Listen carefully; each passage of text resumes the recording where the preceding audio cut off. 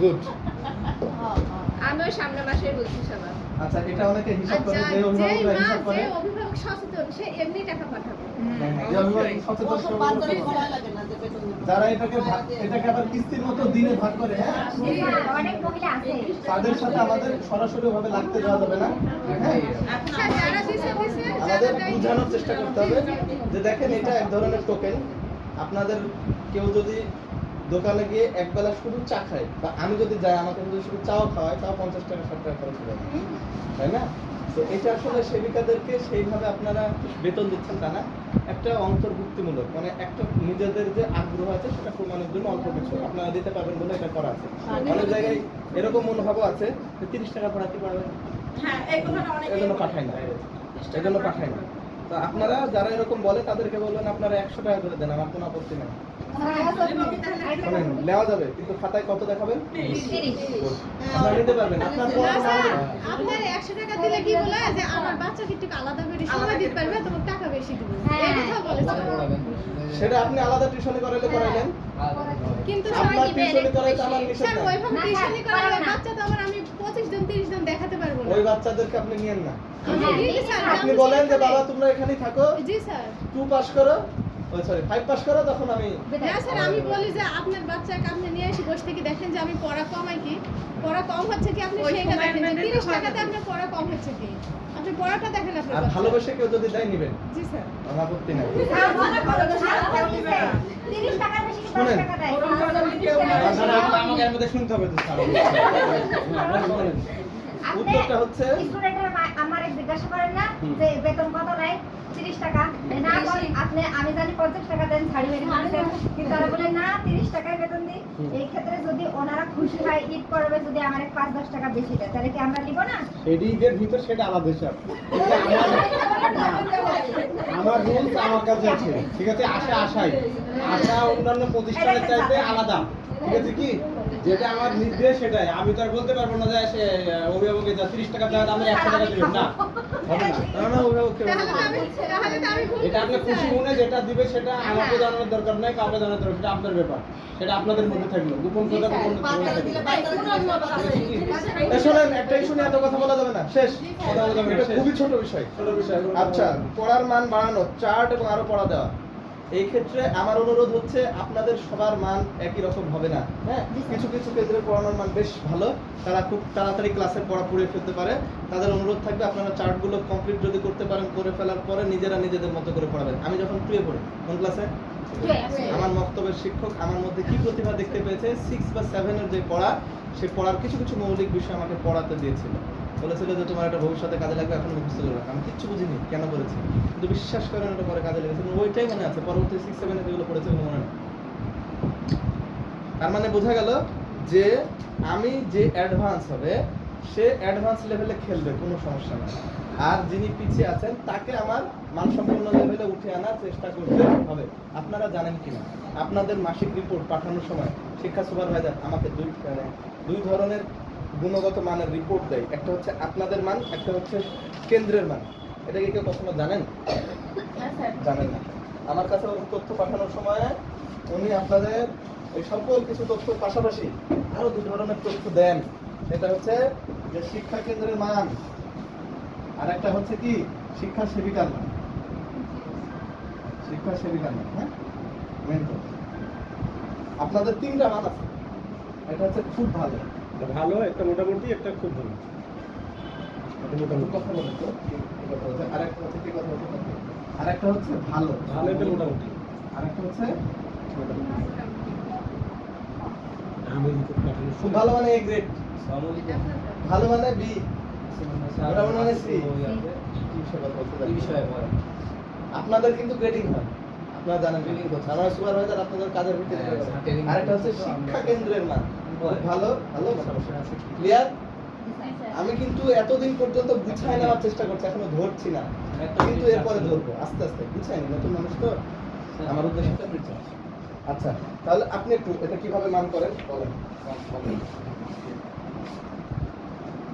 ব্ল্যাকবোর্ডে বুঝাবো স্যার না এমনিতে?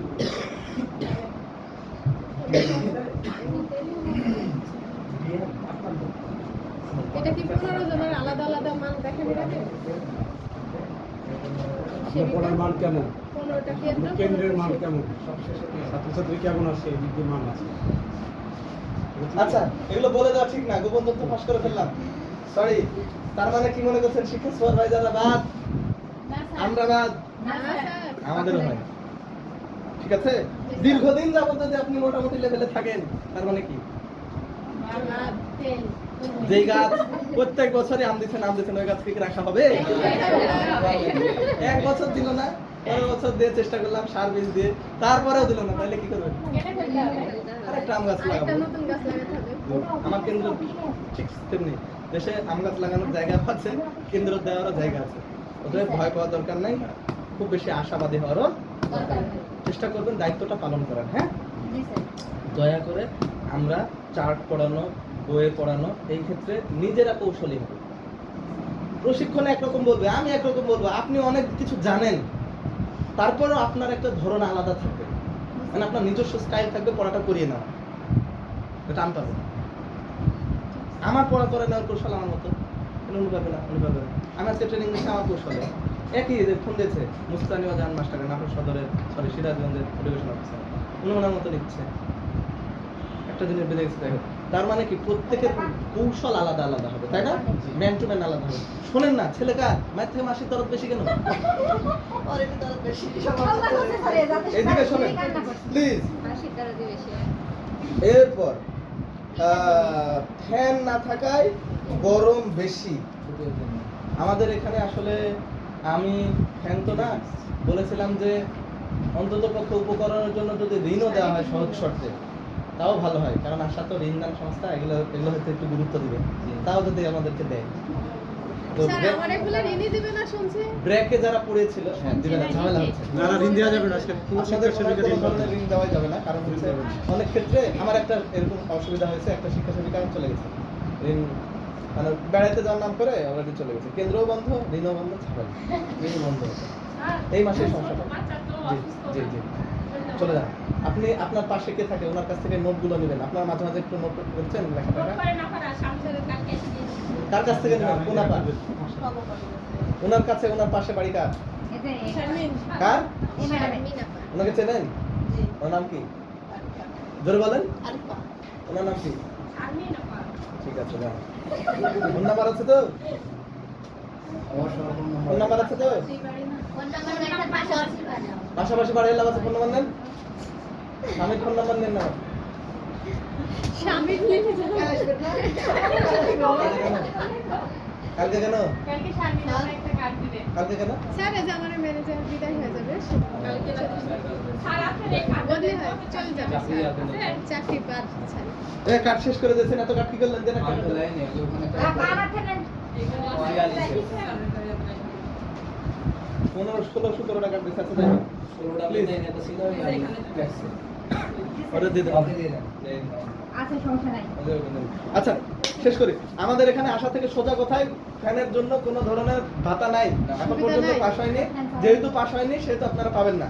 এখন এই ক্ষেত্রে আপনারা বিকল্প সুবিধা নিতে পারেন, নিজেরা নিজের পকেট থেকে দিতে পারেন, অথবা 2-3টা শিক্ষার্থীদেরকে 2-1 মাসের জন্য এক্সট্রা পড়ায় তাদের কাছ থেকে টাকা নিয়ে, ওইটা আমাদেরকে খাতায় দেখাইলেন না, 30 জন করে দেখাইলেন, 2 জন করে নিজের রাখলেন, এই 2 জন করে দিয়ে এটা চুরিচামারি বৃত্তি। আচ্ছা, সমস্যা নেই স্যার। 400 টাকা দিয়ে রহিকার ফ্যান কিনলে এটা ঠিক করবেন, এইভাবে চালাইতে পারেন। প্লিজ, সম্পত্তি আপনার নিজের হয়ে যাবে।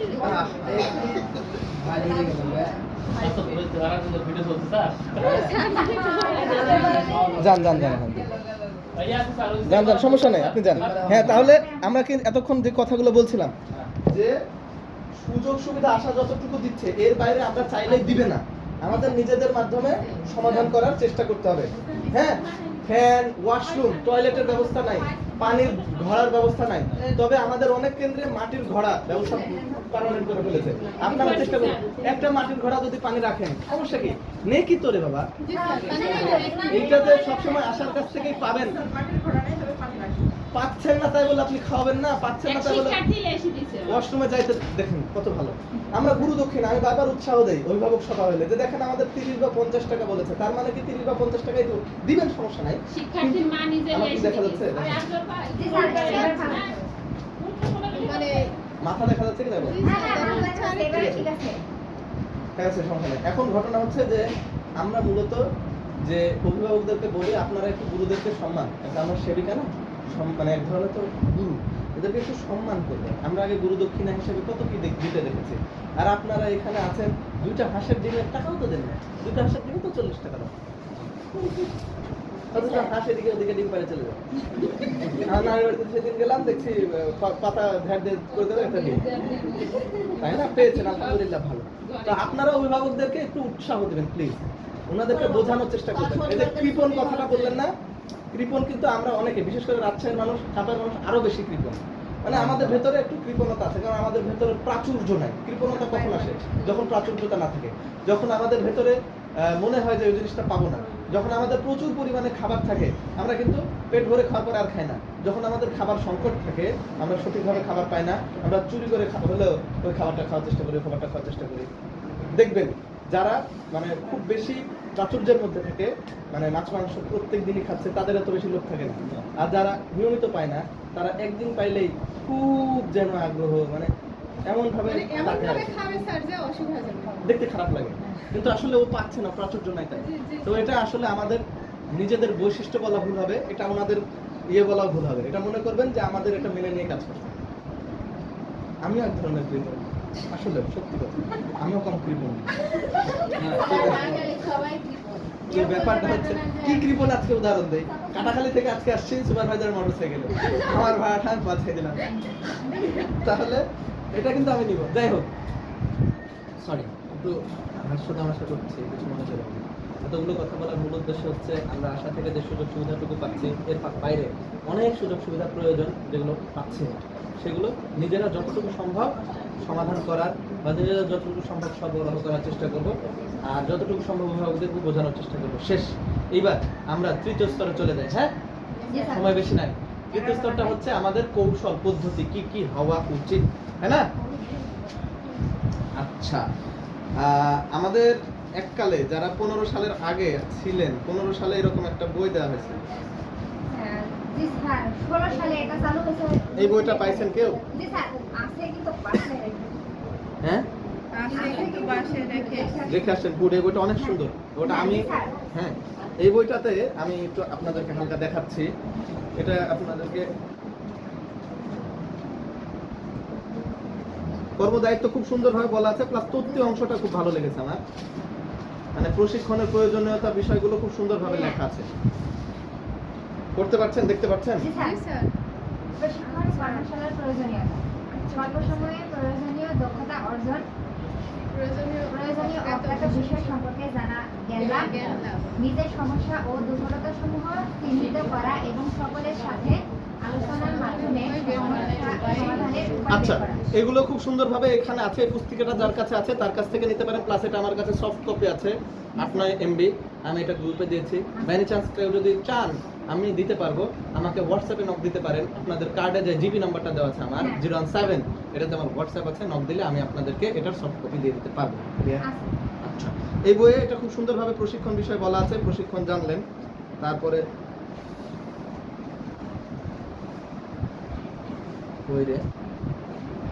স্যার, আচ্ছা, আমরা এরপরে নিচে যাই। শিক্ষা, শিক্ষার ধরন। আমরা আনুষ্ঠানিক, উপানুষ্ঠানিক, অনানুষ্ঠানিক শিক্ষা এই সম্পর্কে জানি কি? জি স্যার, এক বাক্যে বলি, আনুষ্ঠানিক শিক্ষা স্কুলে গিয়ে নির্দিষ্ট সার্টিফিকেট অনুযায়ী, নির্দিষ্ট নিয়ম অনুযায়ী যে পড়াটা হয়, এটা আনুষ্ঠানিক শিক্ষা। অনানুষ্ঠানিক শিক্ষা যেটা বিদ্যালয়ে কিচ্ছু লাগে না, নিজেরা চলতে ফিরতে উঠতে বসতে অদাস্তভাবে হয়ে যায়, এটা কি শিক্ষা? অনানুষ্ঠানিক শিক্ষা, ইনফরমাল এডুকেশন, অনানুষ্ঠানিক। এটা এমনি শিখে দেয়, হ্যাঁ, আমি হাত টাত নাড়তে এমনি শিখে গেছি। আর একটা আছে নন ফর্মাল এডুকেশন, উপানুষ্ঠানিক শিক্ষা। আমাদের শিক্ষা কর্মসূচির কার্যক্রমটা কি? উপানুষ্ঠানিক শিক্ষা।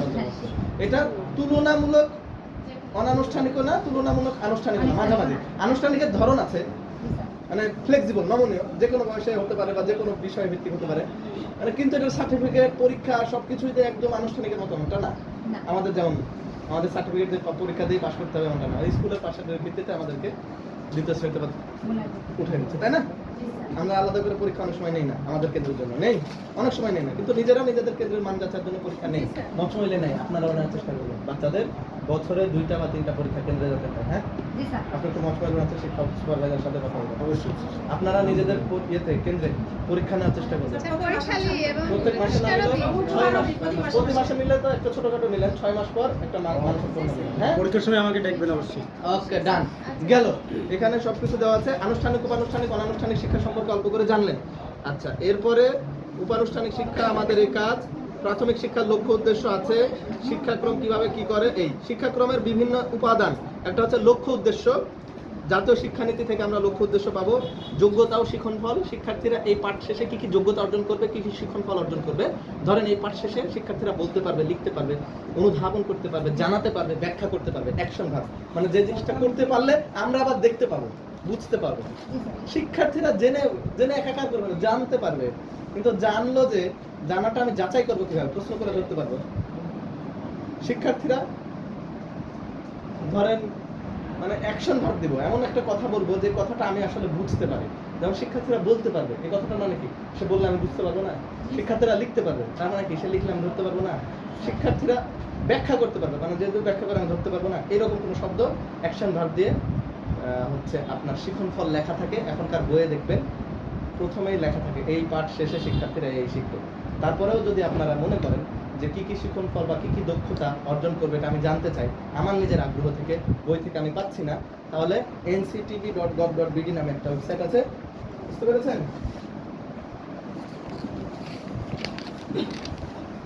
এই জায়গায় আপনারা পাঠ্যপুস্তক এবং পাঠ্য সহায়িকা বলতে টিচার্স গাইড পাবেন, হ্যাঁ? এই ওয়েবসাইটে ঢুকে যাবেন, ঢুকে গেলে অনেক কিছু থাকবে। ওখানে পাঠ্যক্রম সম্পর্কে ওই জিনিসটা আমি এখন দেখাতে পারতাম হয়তো, পড়ার সময় থাকলে দেখাবো না, দেখো না। এই জায়গায় ঢুকলে আপনারা প্রত্যেকটা শ্রেণীর প্রত্যেকটা বইয়ের টিচার্স গাইড, মানে শিক্ষক সহায়িকা পাবেন, কিভাবে পড়াতে হবে ওটা আমার লেখা জি আছে। স্যার, প্রাইমারি ওদের শিক্ষকেরা থাকে। জি, গুড। প্রাইমারি শিক্ষকদের সাথে কারো যোগাযোগ থাকলে ওদের কাছ থেকে একটু দিয়ে দেখবেন। স্যার আমি যাই। একটা গাইড আছে ওটা যান। থেকে পড়া থাকে নিয়ম কানুন।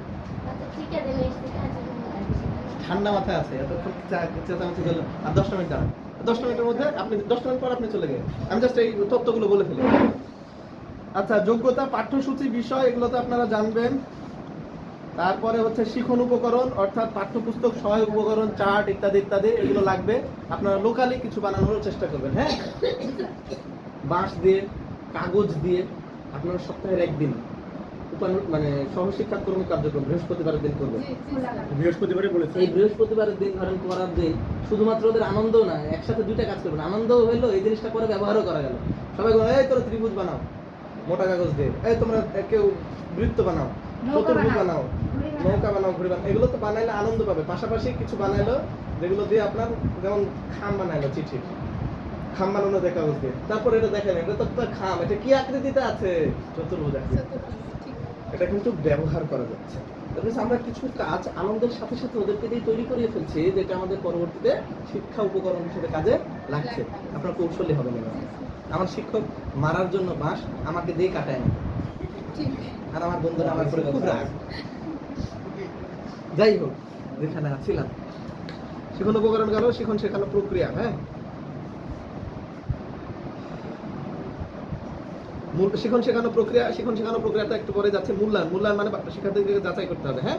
শিক্ষার্থীদেরকে যাচাই করতে হলে পরীক্ষা নেওয়া যেতে পারে। আমাদের এখন তো বিদ্যালয়ে দেখেন ধরেন 3 ধরনের যাচাই করে, একটা বৃত্ত দেয়, ত্রিভুজ দেয় আর চতুর্ভুজ দেয়, তাই না? জি স্যার। কোনটা ভালো কোনটা মন্দ ওরা বোঝে। সামেটিভ অ্যাসেসমেন্ট, এটা হচ্ছে ফর্মেটিভ অ্যাসেসমেন্ট করে, অর্থাৎ কেন্দ্র চলাকালীন সবার কার্যক্রম, তাদের তৎপরতা, তারা কেমন লেখাপড়া করছে, অ্যাসাইনমেন্ট দিলে কিভাবে করছে, এটার ভিত্তিতে এগুলো পূরণ করে। অর্থাৎ সবাইকে মোটামুটি ভালো, খুব ভালো এই লেভেলে করলো, A+, B+, A, B, C এরকম গ্রেড করে না। ঠিক আছে? আপনারাও চাইলে এরকম করতে পারেন। শিক্ষার্থীদেরকে A, B, C গ্রেডে ফেলে B কে A তে নিয়ে যাওয়ার চেষ্টা করবেন, C আপনি এবার দিতে পারেন। C কে B তে নিয়ে যাওয়ার চেষ্টা করবেন, B কে A তে নিয়ে যাওয়ার চেষ্টা করবেন, A থেকে A তেই রাখার চেষ্টা করবেন, মানে ভালো যাতে ভালো থাকে, হ্যাঁ? এই মূল্যায়ন করার মাধ্যমে না আপনি বুঝতে পারবেন এবিসি কেমন বা তাদের কাজের কি। এই মূল্যায়নটা হতে পারে এরকম, মূল্যায়নটা হতে পারে পরীক্ষার মাধ্যমে, মূল্যায়নটা হতে পারে মৌখিক পরীক্ষার মাধ্যমে। ক্লিয়ার? জি স্যার। জি স্যার। আচ্ছা, এবার শিখন শেখানো কৌশলের দিকে আমরা চলে যাই, যেটা খুবই গুরুত্বপূর্ণ। আপনাদের এখান থেকে একটু দেখে অল্প কথায় বলে ফেলবো। এই কথাটুকু দেখেন, শিক্ষক একটু প্লিজ, শিক্ষার্থীরা শেখে গন্ধ নিয়ে। আমার দিকে দেখেন প্লিজ, কয়েকটা জিনিস এখানে কি দেখতে পাচ্ছেন? শিক্ষার্থীরা সেটাই দেখ, বন্ধ নিয়ে বই পড়ে, এই যে দেখেন গল্পের মাধ্যমে বই পড়ে, পর্যবেক্ষণ করে, ঘুমে, শুনে, অনুভব করে, চিন্তা করে, তারপরে দেখেন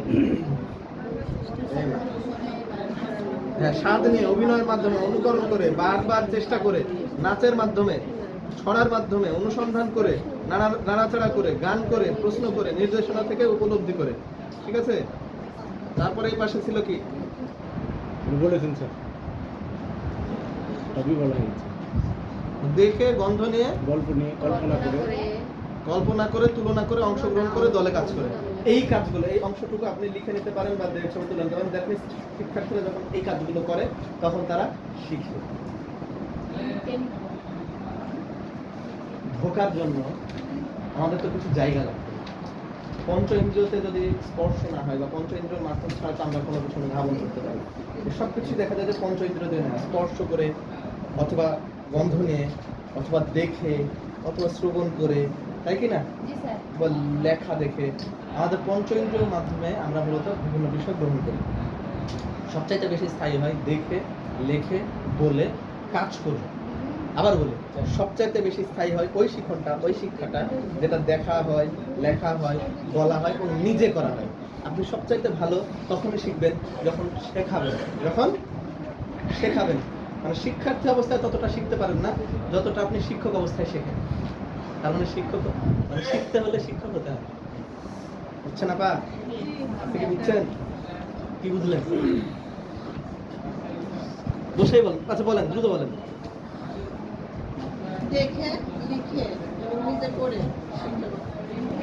শেখাতে হলে আরেকটা আগে কথা, শিখতে হবে। জি গুড। আরেকটা কথা মনে রাখবেন, আপনি কিন্তু শিক্ষক হয়ে গেছেন মানে সবকিছু জেনে ফেলেছেন এই মনোভাব করা। শিক্ষককে বেশি জানা লাগে এবং শিক্ষক হচ্ছে শিক্ষার একটা স্তর। আপনারা যদি শিক্ষার একটা পিরামিড আছে না, কোনো কিছু জানার পিরামিডের একদম নিচু, মানে অল্প জানে মানুষ, শুধু দেখে, শুধু শুনে অল্প জানে 10%। মানে 100টা কথা শুনলে 10টা কথা মনে থাকে, 90টা কথা মানুষ ভুলে যায়। 100টা কথা দেখলে মাত্র 10টা কথা মনে থাকে, 10টা দেখা জিনিস মনে থাকে। শোনা, দেখা, বলা, পড়া, কাজে অংশগ্রহণ করা, সবকিছু করার পরে, ডেমনস্ট্রেশনে অংশগ্রহণ করার পরে 60% মানুষ করতে পারে। মানুষ 90% ওই জিনিসটা জানে, বোঝে যখন সে ওই জিনিসটা করে। 100% কখনো কেউ শিখতে পারে। মানুষের শেখার অপূর্ণতা থাকে। 100% করার জন্য সবসময় পুরো সম্পর্ক থাকে। কেউ কখনো 100% শিখতে পারে। ক্লিয়ার? শেষ দিকের কথাগুলো যে শিখন প্রতিবন্ধকতা বা বাধা, আপনাদের যে জিনিসটা, অনেকের অনেক সমস্যা, মনে রাখবেন তার একটা বাধা আছে। কিছু কিছু বাধা মানসিক, কিছু কিছু বাধা শারীরিক। এখানে সুন্দরভাবে বলা আছে, আমি পেয়ে খুব ভালো লেগেছে যে পড়ায় প্রতিবন্ধকতা আছে, যে একই ধরনের শব্দ বা অক্ষরের মধ্যে বিভ্রান্তি ঘটে শিক্ষার্থীদের। তারপরে একই শব্দ বারবার বলতে গেলে ঝামেলা হয়। শব্দ, অক্ষর ও ধ্বনির মধ্যে সম্পর্ক বুঝতে না পারা, কোনটা শুদ্ধ, কোনটা অক্ষর, কোনটা ধ্বনি। অ কখনো অ হচ্ছে, অ কখনো ও এর মতো উচ্চারণ হচ্ছে। স্যার, আমার একটা ছেলে ক্লাস 2 এর নম্র রফালা পড়াটা যতই বলি নম্র ওই লংর। লেখায় প্রতিবন্ধকতা, হ্যাঁ, সংখ্যা এবং প্রতীক নিয়ে বিভ্রান্তি, সমস্যা সমাধানে জটিলতা, গণিতের বিভিন্ন ধারণা বুঝতে জটিলতা, এরকম বিভিন্ন ধরনের জটিলতা আছে। তাহলে বোঝা গেল যে আমাদের শিক্ষার্থীদের অনেক ধরনের সমস্যা আছে, প্রতিবন্ধকতা আছে। এই প্রতিবন্ধকতাগুলো সম্পর্কে এখানে সুন্দরভাবে লেখা আছে। আমরা একটু যদি নিজেরা এটা পড়ি তাহলে অনেক কিছু বুঝতে পারবো। আচ্ছা, হাতে কলমে কিছু করাতে সমস্যা হয়, ভাষাতে প্রতিবন্ধকতা হয়, এটা যাতে দূর করা যায় এজন্য লোকাল স্থানীয় মানুষদেরকে নিয়োগ করা হয়েছে। আপনারা স্থানীয় ভাষা ব্যবহার করতে পারবেন বোঝানোর জন্য। তবে বইটা যখন রিডিং করবেন আঞ্চলিক ভাষায় কথা বলবেন। মঙ্গলবার বানান, মানে মঙ্গলবার উচ্চারণ করেন তো আপনি। মঙ্গলবার দেখেন আমার সুপারভাইজার কিন্তু নগদে ভুল করে বলল। কি হবে এটা? মঙ্গলবার। সঠিক উচ্চারণ হচ্ছে মঙ্গলবার। ঠিক আছে? তারপরে আরেকটা ভুল হয়, সেটা হলো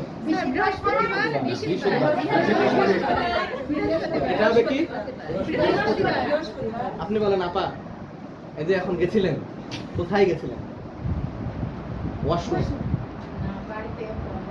ফোন আসছিল।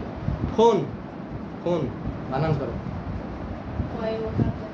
ইংরেজিতে। PHONE কোন আমরা বলছিলাম বৃহস্পতিবার উচ্চারণ করেন দেখে বলেন দেখে বৃহস্পতিবার বৃহস্পতিবার হ চলে গেল তো বৃহস্পতিবার ক্লিয়ার উচ্চারণগুলো আমরা চেষ্টা করব শুদ্ধভাবে বলার তবে আঞ্চলিক ভাষা আমরা বোঝাতে কোনো সমস্যা না আমি যদি যাই 7 দিন জিজ্ঞেস করলে কেউ যদি বলে মঙ্গলবার আমি লিখে দিই বাংলা ভাষায় আঞ্চলিকতা আছে আঞ্চলিকতা খাতায় আমি যাদের গেছে অনেক কিছু লিখছি স্যার এই যে আমরা তো বলি ভুলেন কিন্তু ভুলেন তো হবে না হবে যে বলেন সিস্টেমে কিন্তু বলে দিল সাবাস এইভাবেই শেখাই আছে তাহলে ভালো লাগে আপনারা বুঝবেন মানে বুঝবেন বলে এরকম ভাবে বলছি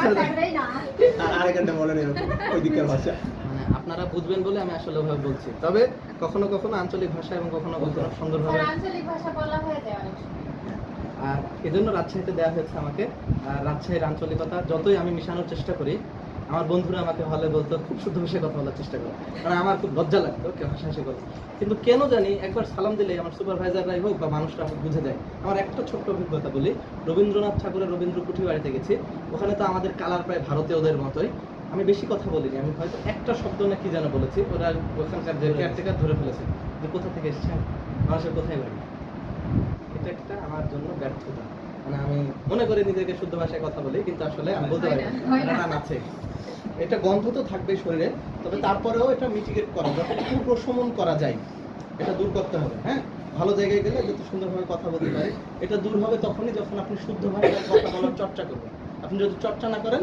তাহলে এটা হবে না কোনোদিন ইংরেজি ভাষায় ততদিন আপনি কথা বলতে পারবেন না যতদিন আপনি কারোর সাথে কথা না বলবেন আপনি যতই গ্রামার পড়েন যতই প্র্যাকটিস করেন নিজেরা দাঁড়িয়ে রাখেন আপনি যদি চর্চা না করেন হবে না আয়নার সাথে চর্চা করেন একজনের সাথে চর্চা করেন কারোর সাথে কথা বলেন হয়ে যাবে ইংরেজি বাংলা হিন্দি উর্দু জাপানি সব আমি জাপানি ভাষায় 2 থেকে 3 বছরের কোর্স করেছি কিচ্ছু পারি না জাপানি ভাষা ওগুলো কি বলে সায়োনারা বিদায় তারপরে প্রথমে হাজিমে মাসতে সালাম দেন আমরা শুভ সকাল হাজিমে মাসতে তারপরে হচ্ছে কন্নিচিওয়া এরকম কিছু শব্দ আছে আমার নিজের বাংলা ইংরেজি আমার নামটা জাপানি ভাষায় লেখা আছে বায়োতে আমার ফেসবুকে বায়োতে কিন্তু এখন পারি না। ভাষাটা পুরোটাই চর্চা করছে আচ্ছা যেখানে ছিলাম শিক্ষা কেন্দ্রে বিভিন্ন অনুশীলন এগুলো আমরা দেখব আমরা একটু লাস্টের দিকে এই মানে এখানে যেটা দেখাতে আমি চাই সেটা হচ্ছে এইটা কয়েকটা পদ্ধতি আছে শিখন শেখানো পদ্ধতি দ্বিতীয় স্তরের প্রথম পদ্ধতিটা কি করতে পারছেন করতে পারছি প্রশ্ন উত্তর পদ্ধতি গল্প বলা পদ্ধতি চলে গেল স্যার এবার সরে গেছে আরেকটু উপরে তোলেন প্রথম হচ্ছে আলোচনা পদ্ধতি তারপর তারপর তারপর পরিকল্পনা পদ্ধতি তারপর পদ্ধতি তারপর অনুশীলন পদ্ধতি প্রজেক্ট এই জিনিসটা এই বুঝেন প্রজেক্ট পদ্ধতিটা ছিল না প্রজেক্টটা হচ্ছে বিভিন্ন কাজ দেওয়া আলো প্রজেক্ট করে মানে ধরেন আপনি যখন আলো প্রজেক্ট করে না আছে হ্যাঁ এর নির্দিষ্ট আয়তনে একটা সবকিছু প্ল্যান করে যে আমি এতটুকু আয়তন করবো এতটুকু সার দেবো এতটুকু বীজ দেবো এতটুকু আগে থেকে প্ল্যান করো ঠিক তেমনি ওদেরকে কাজ দেবে এটাকে বলে প্রজেক্ট পদ্ধতি যে বাছা ধর তোদেরকে কাজ তোদের প্রজেক্ট যে এক সপ্তাহে কয়টা ঘন্টা হয় কয়টা মিনিট হয় তোরা ভাই ক্যালকুলেটারে হিসাব করে কালকে করে এনে দিবি তোরা একদম বুঝলেন জি স্যার একটা কাজ দিয়ে প্রজেক্ট করব এবং আমি যখন কাজ দিব কাজ দিলে কাজের কর্মী থাকবে কাজের সময় থাকবে কাজের আসলে কি কি পেলাম না এগুলো বিবেচনা করব তাই না তার মানে আমি প্রজেক্ট করলে প্রজেক্টের ভালো খারাপ বিবেচনা করব মূল্যায়ন করব ফলাফল মূল্যায়ন করব বুঝতে পেরেছি এটা হলো প্রজেক্ট পদ্ধতি অনুসন্ধান পদ্ধতি খুঁজে বের করা হচ্ছে কেন গরম হচ্ছে এত বেশি টিনের ঘরে কারণ টিনের তাপটা নিচে নামছে তাহলে তুমি গরম কমানো যায় কিভাবে বাচ্চাদেরকে খুঁজতে বের করবে যদি নিচে কোনো চালা দেওয়া যায় আপনার চালা দেওয়ার অনেক টাকা নাই আপনি খড় দিয়ে চালা দেন অথবা আমি কিছুদিন আগে দেখলাম বারান্দায় আপনাদের তো পাইলটিং ঘর করেছে নন পাইলটিং এ বারান্দায় করেছে বিশাল রোদ কি করেছে জানেন 2টা চাদর কিনে ফেলেছে বিছানারই চাদর পড়ানোর আগে সুন্দর করে ভিজিয়ে দেয় নিজে নেড়ে দেবেন। পুরো রোদে কাপড় শুকাচ্ছে আস্তে আস্তে, তাহলে কি তাপটা ভিতরে ঢুকছে। আপনি দুটো চাদরের উপরে ইয়ে করে দেন, একটু চিপে দেন, তাহলে রসটা মানে পানিটা পড়লো না। মোটা চাদর দিতে হবে। আমি শৌখিন কাপড় দিয়ে একটা লাইন করে এখানে লেগে টাঙাই তাহলে বুঝতে পেরেছেন অনেক ধরনের উপায় আছে, অনুসন্ধান করবেন। পড়াশোনা কিসের জন্য রে ভাই? খালি মুখস্থ করে ক্লাসে ফার্স্ট হওয়ার জন্য? না না, স্যার স্যার। পড়াশোনা হচ্ছে আপনাকে কোনো কিছু জানার উপায় শিখিয়ে দেয়, আর কিচ্ছু না ভাই। আবারও শোনেন, পড়াশোনা করে যদি সবকিছু জানাই দেওয়া যেত তাহলে ফ্যান ইলেকট্রিক হইতো না, ওই হিটার বা ইস্ত্রি ইলেকট্রিক হইতো না। আগে ওই কয়লা দিয়ে ইস্ত্রি করতো, কয়লা দিয়ে থেকে যেত, মানুষ আর উন্নয়ন করতো না। পড়াশোনা আর কি গতি শিখায় দেয়, আপনাকে এইভাবে উঠতে হবে। সাইকেল চালানো শিখাই দিল, এখন আপনি সাইকেল নিয়ে ভবানীগঞ্জ যান নাকি কাটাখালী যান, কোথায় শিখাই দিল। এটার বস্তুর মৌলিক গুণ এইটা, বিদ্যুৎ এইভাবে এইভাবে হয়। এরপর এটা নিয়ে কত আবিষ্কার। আপনি পড়াশোনা দিয়ে শিক্ষার্থীকে শিখাই দেবেন, তুমি লেখো, চিঠি লিখতে হয় এইভাবে। এবার তুমি প্রেমিকের কাছে চিঠি লিখবা নাকি বাপের কাছে চিঠি লিখবা, সেটা তোমার ব্যাপার। বুঝলেন ব্যাপারটা? আপনি আমার প্রেমিকের কথা বলেন, আপনারা বয়স বলে বলছি, শিক্ষার্থীদেরকে কথা বললেন না, আমরা কিন্তু সত্যি জিজ্ঞেস করবেন, সত্যি জিজ্ঞেস করবেন। চিঠি দেওয়া লাগে না। পারবে? ও আপনারা পাইলটিং তো পারবে, আপনাদের ফাইভের ছেলেমেয়েরা খুব বেশি খুব বেশি দক্ষ। ম্যাডাম এলওভি এটাতে কি হয়? কি চালাক দেখছেন, ও কিন্তু জানে। আমাকে আগে তো লাগতে লাগবে। আমাদের একজনের কি হয়েছে, একজন একটা মেয়ে পছন্দ করে, আচ্ছা। পরে আচ্ছা, আস্তে আস্তে ওই পরে 6 আর ওই ছেলেটা পরে 4 আস্তে আস্তে পরে দেখিছে বিয়েটা, যে আস্তে আস্তে যে বাসর আড়ত আছে, আরেকটা ছেলেকে ওর পিছনে দিছে, নিয়ে দুজনে বাসর আড়তের মধ্যে পড়েছে। আচ্ছা যাই হোক, এই এখনকার যে গণমাধ্যমে অনেক কিছু হচ্ছে তো, যার কারণে আমাদের একটু ভুল ইয়েগুলো চলে যাচ্ছে। একটু লক্ষ্য রাখবেন আপনাদের চতুর্থ পঞ্চম শ্রেণীর শিক্ষার্থীরা এমন কোনো অঘটন না ঘটিয়ে ফেলে যাতে করে আপনার মাধ্যমে সুপারভাইজারের মাধ্যমে আমার কোনো দুর্নাম না হয়, প্লিজ। আচ্ছা, ইনশাআল্লাহ এই স্যার ওর জন্য ছেলেরা আর মেয়েরা দুই পাশে বসে। ঠিক আছে। ডানে শিশু বামে 1 পেছনে 2, ডানে 3 বামে 1, ডানে 3 বামে 4, পেছনে 5। বসানোর কারণ হচ্ছে মাথা, যারা কাছে মাথা ছোট, যারা দূরে মাথা লম্বা। ঠিক আছে, 2 এ পড়ে কিন্তু মাথা ছোট, তাকে সামনে এসে রাখবে, কারণ বুঝতে পারবে না, মানে একটু সামনে রাখবেন। হ্যাঁ, এটা করার উদ্দেশ্য হচ্ছে এটা। আর ছেলে মেয়ে যদি আলাদা করতে হয় করবেন, আমরা তো যারা, আচ্ছা যাই হোক ওসব বাদ দিন। চেষ্টা করবেন তাদের মধ্যে বন্ধুত্বের সম্পর্ক থাকুক, কিন্তু এইটাকে মানে টিভি সিনেমাতে যেভাবে রং চড়িয়ে দেখায় এইরকম রং চড়ানো না, দায়িত্বশীলতা থাকবে একে অপরের মধ্যে। হ্যাঁ, বিয়ে করলেও অনেক ক্ষেত্রে দায়িত্বশীলতা থাকে না, প্রেম করলেও দায়িত্বশীলতা থাকে না। আবার দায়িত্বশীলতা অনেক থাকে, প্রেম না করে বন্ধুত্ব না করেও দায়িত্বশীলতা থাকে। একটা অপরিচিত মানুষকেও, ছেলে বা মেয়ে হোক, একজন আরেকজন বিপরীত লিঙ্গের হলে অনেক সহযোগিতা করে। ভালো মানুষ হলে রাত্রে বিপদে পড়লে দেখা যায় যে বিপরীত লিঙ্গের হলেও সহযোগিতা করে। আর খারাপ মানুষ হলে রাত লাগে না, দিন লাগে না, যে কোনো সময় সমস্যা করে। অথবা আমাদের মধ্যে চেতনাবোধটা জাগিয়ে দিতে হবে। হ্যাঁ, উস্কানি ছেলের পক্ষ থেকেই হোক, মেয়ের পক্ষ থেকেই হোক, এটা যাতে না হয়। উস্কানি খুব খারাপ, বুঝেননি? এটা আমাদের প্রশিক্ষণের বাইরের কথা বলছি। কোনো তরফ থেকেই যাতে কোনোভাবে মানে অহেতুক উস্কানি এটা যাতে না থাকে, সেটা প্রেমের ক্ষেত্রেই হোক, অথবা মারামারির ক্ষেত্রেই হোক, অথবা ধোঁকা দেওয়ার ক্ষেত্রেই হোক, অথবা ঋণ দেওয়ার ক্ষেত্রেই হোক।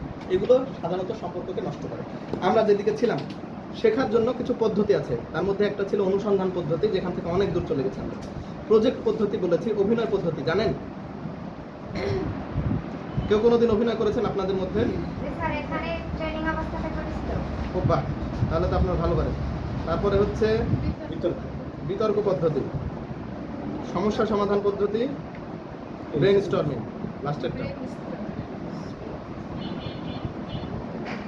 সবশেষটা হচ্ছে দলে কাজ, জোড়াই কাজ, বর্ণনামূলক পদ্ধতি।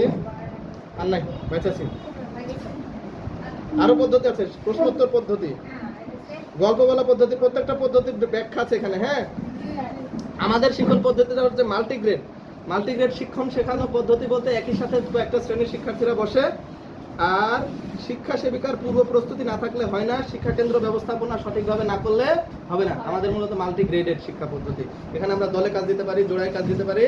আর প্রদর্শন পদ্ধতি, কোনো কিছু প্রদর্শন করবেন, শিক্ষার্থীরা তা ভালোভাবে দেখবে, যেমন চার্ট, বই, কখনো কখনো পেপার কাটিং। হ্যাঁ, যেমন আমি আপনাদেরকে দেখাচ্ছি, এটা কি প্রদর্শন পদ্ধতি, এটা দেখাচ্ছি না, এটা দেখায় পড়াচ্ছি না, প্রদর্শন পদ্ধতি। গল্প বলা পদ্ধতি, কখনো কখনো গল্প বলে বোঝাতে হবে, আপনারা বোঝাবেন। আমিও কিন্তু অনেক গল্প বলেছি এখানে, আমার নোয়াখালীর গল্প বললাম, আমার ছোটবেলার গল্প বললাম, গল্প বলা পদ্ধতি। তার মানে একই দিনে অনেক ধরনের পদ্ধতি ইউজ করা যায়। প্রশ্ন উত্তর পদ্ধতি, কিছু কিছু প্রশ্ন উত্তরের মাধ্যমে আমরা শিখলাম, যেমন আপনাদের সমস্যার সমাধানগুলো আপনাদের কাছ থেকে আমরা ওই যে প্রশ্ন উত্তরের মাধ্যমে শিখলাম, মানে আপনারা জানালেন আমি উত্তরটা দেওয়ার চেষ্টা করলাম। এটা একটা সমস্যা সমাধানের মতো হলো না, এটা একটা পদ্ধতি। অনেকগুলো পদ্ধতি কিন্তু আজকে প্র্যাকটিস করে ফেলেছি, বুঝতে পেরেছেন?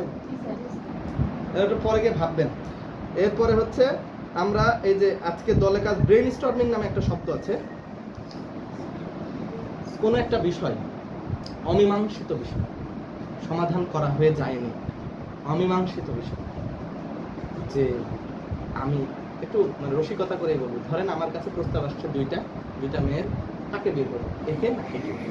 তো এইরকম জায়গায় আমাকে ব্রেন স্টর্ম করতে হবে, বা একে করলে আমার কি কি ভালো কি কি খারাপ, ওই করলে আমার কি কি ভালো কি, এটা যখন আমি চিন্তা করবো সেটাকে বলছে ব্রেন স্টর্ম। কি বলছে?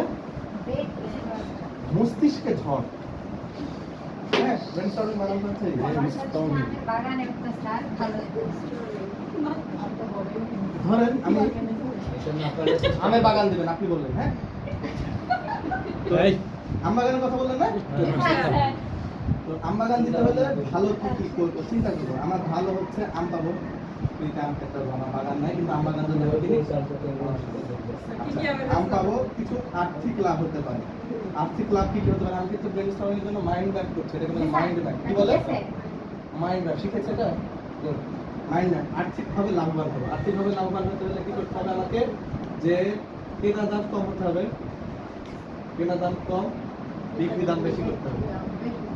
হ্যাঁ, বা আমার উপকরণ বা খরচ যা হবে তাদেরকে কম করতে পারে। এবার কি চলে আসি, আম বাগানের ফলগুলো পাইতে হলে আমাকে কর্মী নিয়োগ দিতে হবে, সেচ দিতে হবে, বীজ সার দিতে হবে, তারপরে আম ভাঙতে হবে। হ্যাঁ, সব কিছুর জন্য আমাকে আবার মাঝে প্রায় দেখতে যেতে হবে, তদারকি করতে হবে, তাহলে কিন্তু চুল করে নিয়ে চলে যাবে। আর গাড়ি ভাড়া, গুড, গাড়ি ভাড়া। এই যে এই সব কিছু আমার আগে পরিকল্পনা করতে হবে, মাইন্ড ম্যাপ। আমার শিক্ষার্থীদেরকে আমি এই ব্রেন স্টর্মিং পদ্ধতিটা শিখিয়ে দিলে এটা সবাই বুঝবে না, কিন্তু মূলত এটা বড়দেরই বেশি কাজ। কিন্তু তাদের মাধ্যমে মানে তাদেরকে এতটুকু যদি বুঝিয়ে দেয়, কোনো কাজ করতে গেলে আমরা যদি সেই কাজটা নিয়ে শুধুমাত্র সেই কাজটাকে লক্ষ্য করে ভালো মন্দ, ভালো দিক খারাপ দিক অনেক কিছু ভাবার চেষ্টা করি, এটাকে বলে কি ব্রেন স্টর্মিং, মস্তিষ্কের। হ্যাঁ, বুঝতে পেরেছেন? স্যার এগুলো করলে আমার জিনিসটা নিয়ে একটু ধারণা তৈরি হবে।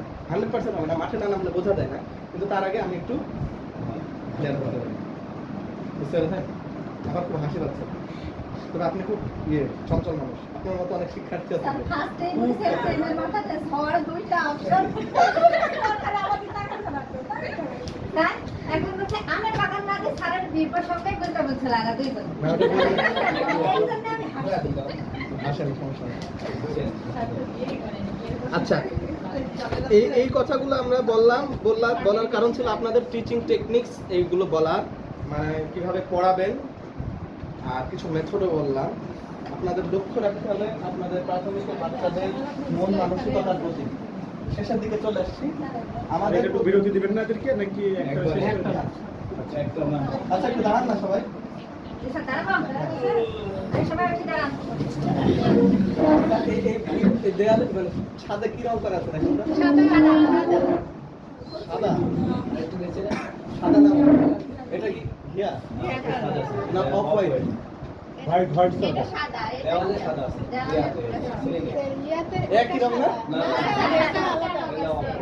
আর যেটা নিচে আছে ওটা কি নীল না আকাশী? আকাশী।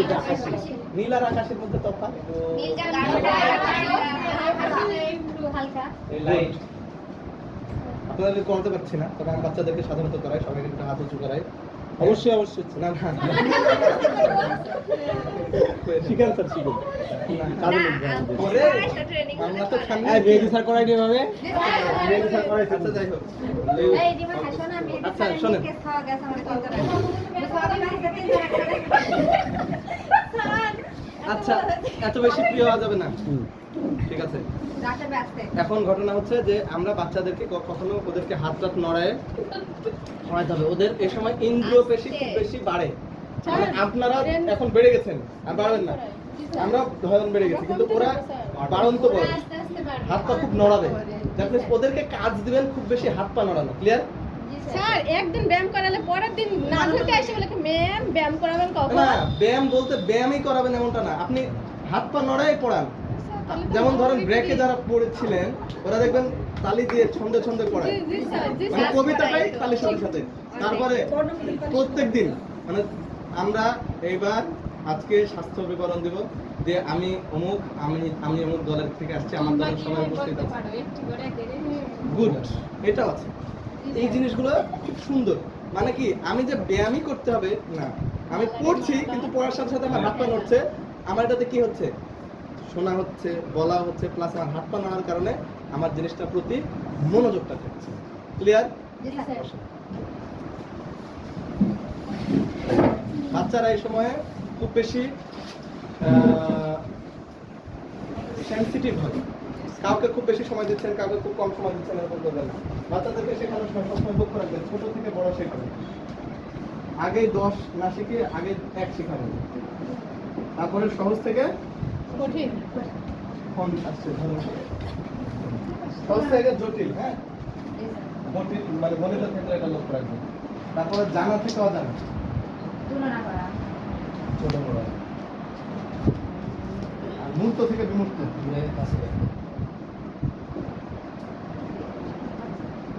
আমাদের বাচ্চাদেরকে নিচ থেকে উপরে যাওয়ার পদ্ধতি, মানে আরোহী পদ্ধতিতে শেখাতে হয়। শিশুদের ব্যাপারে যা পেঁয়াজের থিওরিটা খুব চলে, মানে ইন্দ্রিয় পেশি সেই 0 থেকে 6 মাস পর্যন্ত কিভাবে বাড়ে, 6 থেকে 12 মাস কেমন বাড়ে, এগুলো যারা শিক্ষা বিজ্ঞানে করছে তাদের বিষয়ে এত জানার দরকার নেই। ব্যাপারটা হচ্ছে আপনারা মনে রাখবেন, শিক্ষার্থীদের এই সময় বাড়ার বয়স, ওরা খেলবে, মানে দৌড়াঝাঁপ করবে। কেউ কেউ হয়তো একটু ইন্ট্রোভার্ট হয়, মানে নিজেরা কম কথা বলতে চায়, তাদেরকে অসম্মান করবেন না। তার ভেতরে যে প্রতিভাটা আছে, হয়তো লিখতে পারে ভালো, হয়তো গান গাইতে পারে ভালো, সেটাকে একটু উৎসাহ দেবেন যে তুমি তো এটা করতে খুবই ভালো পারো, একটু পড়াশোনা না করলে কি আর হয়। দেখো সবচাইতে যে ভালো খেলে সচিন টেন্ডুলকার, সৌরভ গাঙ্গুলি, তারা বাংলা ইংরেজি সব ভাষায় কথা বলতে পারে, তারা কিন্তু মাস্টার্স পাস, তাদের কেউ কেউ কিন্তু পিএইচডি, খেলাতেই পিএইচডি করেছে, রান্নাতেই পিএইচডি করেছে। হ্যাঁ করে দেখছেন কি গবেষণা পত্রিকা আছে, বলটা কোন ভাবে করলে এভাবে ঢুকবে। স্যার একটা আছে। জি, আমি বেশি ব্যাখ্যা না করি, হ্যাঁ ওদিকে না যাই, আমরা মূল দিকে থাকি। তাহলে আমাদের পড়ার দিকে জানা থেকে অজানা, বাচ্চাদেরকে যখন পড়াবো জানা জিনিসটা আগে বলবো, তারপরে অজানা বলবো। হ্যাঁ, প্রথমে অজানা জিনিসটা আগে বোঝাবো না, নিকারাগুয়ার দিক বোঝানোর আগে বাংলাদেশের হাতিয়া দিকটা আগে বোঝাবো। তাও যদি না বোঝে, একটা পুকুরের মধ্যে একটা ছোট্ট জায়গা মাটি উঠে আছে, দেখাবেন এই যে দেখো, বা একটা বাটি নিলেন, বাটিতে বালি নিলেন, মাঝখানে বালিটা উঁচু করে রাখলেন, চারপাশে গর্ত, এবার পানি দিয়ে দিলেন, দেখলেন চারপাশে পানি, মাঝখানে বালিটা উঁচু হয়ে আছে, শুকনা। এই যে বালিটা উঁচু হয়ে আছে, এটা হচ্ছে এক ধরনের দ্বীপ। ঠিক তেমনি সমুদ্রের মধ্যে চারপাশে পানি থাকলে, যারা উঁচু হয়ে থাকলে সমতল হবে, এটাকে দ্বীপ বলে। দেখতে পেল, দেখার পরে আমি অদেখা জিনিসটা বুঝলাম, যে দ্বীপটা ওরা দেখেনি, ওরা ধারণা পেয়ে গেল। বাচ্চাদেরকে এই জন্য দেখা, মানে মূর্ত জিনিস, মূর্ত মানে দেখা যায়, কনক্রিট বিষয়, ওখান থেকে অ্যাবস্ট্রাক্ট। যেমন বাচ্চারা বোঝে না ক্রোধ কি জিনিস, রাগ কি জিনিস, তাই বাচ্চাদেরকে একটা মেরে দেবেন, এই যে তোমার মুখ খারাপ হলে এটাই রাগ। এই কাজ করবেন না। একটা বাচ্চা আছে মারলে ওরা আবার মারে। তার মানে আমি বোঝাইতে চাইলাম আপনারা আমার ভয় যে কাল আসবে না। অ্যাবস্ট্রাক্ট ওইগুলোকেই বলে, অ্যাবস্ট্রাক্ট নাউন হচ্ছে এগুলো, জি স্যার। দয়া করা, স্নেহ করা, ভালোবাসা, রাগ করা, ক্রোধ। এই অ্যাবস্ট্রাক্ট বোঝানোর আগে আমাকে কনক্রিট বা মূর্ত বোঝাতে হবে, হ্যাঁ জটিল বিষয় বোঝানোর আগে আমাকে সহজ জিনিস বোঝাতে হবে, হ্যাঁ ছোট থেকে বড়, আগে ছোট গুলো তারপরে বড় গুলো বড়, ঠিক আছে? এটা মূলনীতি মনে রাখবেন প্লিজ। স্যার আমার কাছে একটা জানা বাচ্চা থেকে আছে, জানা। ওর স্বাস্থ্য খুব ভালো লাগে, এখন আইসি আগে বলি কি ম্যাম আমাকে আগে সাজা দেন, তারপর পড়বো। এগুলো একটু বিপদ, এগুলো একটু সিস্টেমে ম্যানেজ করতে হবে। না তো আমার তোমাকে ফোনে আজকে ছবি পড়া, তুলে রাখছি। তোমাকে আজকে সাজাবো যে তুমি আজকে খুব ভালোভাবে পড়ো, হ্যাঁ? আচ্ছা জি, কয়টা স্যার। জিনিস দিয়ে সাজলে একটু গুনে গুনে জানাবা।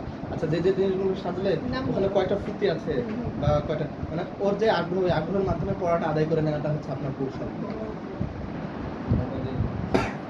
Sorry. আচ্ছা, আমরা অনেক কথা বললাম, আমরা হয়তো শেষের দিকে যাব। শেষের দিকে যাওয়ার আগে আপনাদের কাছে অনুরোধ করব, আপনাদেরকে আমি প্রথম থেকে বলার চেষ্টা করেছি আশার ইতিহাস, আমি বলার চেষ্টা করেছি আশা শিক্ষা কর্মসূচির সুযোগ অসুবিধা, আপনাদের কাছ থেকে জেনেছি এবং অসুবিধাগুলো নিয়ে অল্প কথা বলার চেষ্টা করেছি, এবং শেষে আমি পদ্ধতিগুলো নিয়ে বললাম এবং এই পদ্ধতিগুলো ব্যাখ্যা কোথায় পাওয়া যাবে সেটা দেখাই দিলাম।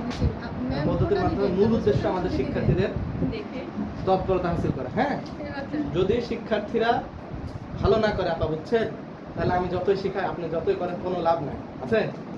একটা কেন্দ্রে গেছিলাম বারাণসে, বলছে সেদিকে আমার খুব ভালো টিচারদের ট্রেনিং হলে, সঞ্জীবনী প্রশিক্ষণ হলে সবসময় দেয় এই যে স্যার ভিডিও সঞ্জীবনী প্রশিক্ষণের দিন, তারপরে সেবিকা সবাইকে শেখাচ্ছে, খুবই ভালো। কেন্দ্রে গিয়ে দেখছি শিক্ষার্থী সংখ্যা 15 জন।